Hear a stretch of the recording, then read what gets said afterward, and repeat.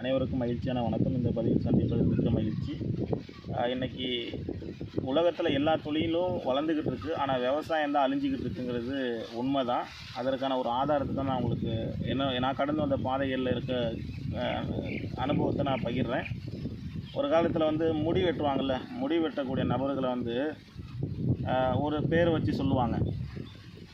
அதே மாதிரி துணி துவைக்கிறவங்களையும் ஒரு பேர் வச்சு சொல்லுவாங்க.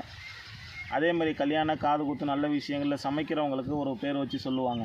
இது காலப்போக்கில் அப்படியே என்ன மாறிடுச்சு அப்படின்னு பார்த்தீங்கன்னா, அந்த மூணு வேலையும் அப்படியே படிப்பு ரீதியாக வந்ததுனால, அதாவது எஜுகேஷன் சிஸ்டம் மூலியமாக வந்ததுனால அந்த செய்யக்கூடிய வேலையோட தரம் உயர்ந்திருக்கு. என்ன அப்படின்னு பார்த்தீங்கன்னா, ஒரு காலத்தில் துணி துவைக்கிறவங்கள வண்ணான்னு சொல்லுவாங்க. அது ஐயா கவுண்டமணி செந்தில் காமெடியில் நடிச்சிருப்பாங்க. துணி துவைக்கிறது ஊர் ஊடாக வீடு வீடாக துணியை வாங்கி துவைச்சி அலசி போட்டு காய போடணும்னா அதை வண்ணான்னு சொல்லுவாங்க. ஆனால் காலப்போக்கில் இன்றைக்கி அந்த வண்ணான் அப்படிங்கக்கூடிய பேர் மாறி இன்றைக்கி உங்களோட துணி லாண்ட்ரிக்கு போயிருக்கு. நீங்கள் ஹோட்டலெல்லாம் தங்கியிருக்கக்கூடிய நபர்கள்லாம் இருந்தீங்க அப்படின்னா துணி லாண்ட்ரிக்கு போயிருக்கு. லாண்ட்ரிக்கு போயிட்டு அயர்ன் பண்ணி கொண்டுட்டு வந்து கொடுப்பாங்க. அப்போது அந்த வண்ணாங்கிற பேர் மறைஞ்சி லாண்ட்ரி மேனாக மாறிடுச்சு. அதே பார்த்தீங்க அப்படின்னா முடி வெட்டக்கூடிய நபர்கள் பரியாரின்னு சொல்லுவாங்க.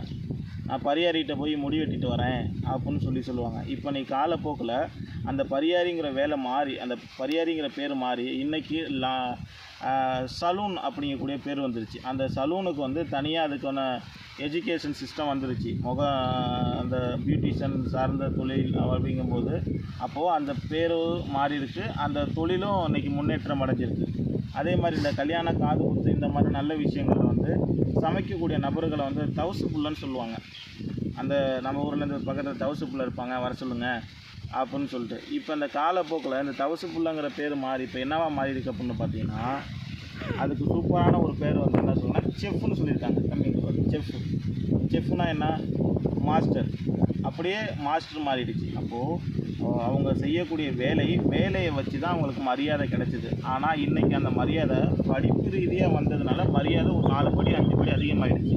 ஆனால் விவசாயம் மட்டும்தான் ஏழை விவசாயி, பாவம் ஏழை விவசாயின்னு சொல்லி, கஷ்டப்படுற விவசாயின்னு சொல்லி ஏழையாகவே இன்னும் விவசாயம் பண்ணிக்கிட்டு இருக்காங்க, வச்சுக்கிட்டு இருக்காங்க. இப்போ இந்த சூழலை எப்போ தான் மாற்றுறது? சொன்ன மூணு தொழிலுக்குமே பொருளாதார ரீதியாகவும் வளர்ந்துருக்காங்க. லாண்ட்ரிக்கு போயிருக்குன்னு சொல்கிறாங்க, சலூனுக்கு போய் முடி வெட்டுன்னு சொல்லுவாங்க.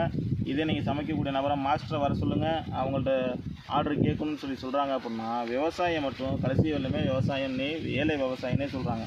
இந்த சூழலை எப்போ தான் மாற்றுறது? ஏன்னா உலகத்தில் இருக்க அத்தனை உயிர்களுக்கும் சோறு போடக்கூடிய ஒரு தொழில் ஒரு விவசாயம். அப்போ அந்த விவசாயம் மேலும் மேலும் அழிஞ்சிக்கிட்டு இருக்குது. நீங்கள் நம்ம பயணிக்கும் போது ரோட்டு ஓரத்தில் இரு சைடும் பார்த்தீங்க அப்படின்னா நீங்கள் ஃப்ளாட்டு போட்டு விற்றுக்கிட்டு இருக்காங்க. அப்போது ஃப்ளாட்டு போட்டு விற்று மனிதர்கள் தங்கலாம், ஆனால் அந்த மனிதர்கள் சாப்பிட்றதுக்கு உணவு விவசாயத்தில் தானே வருது. அப்போ நம்ம எந்த அளவுக்கு விவசாயத்தை பாதுகாக்கிறோமோ அந்தளவுக்கு வாழ்க்கையை மாறுறதுக்கான வாய்ப்பு இருக்குது. இல்லை அப்படின்னா இந்த தலைமுறையோடைய வாழ்க்கை எல்லாமே இறந்து சுடுகாட்டுக்கு போனதுக்கப்புறம் அடுத்த தலைமுறை வாழ்கிறதுக்கான வாய்ப்பு இருக்காது. என்ன காரணம் அப்படின்னா உணவு கொடுக்கக்கூடிய விவசாய பூமியை அழிச்சாச்சு.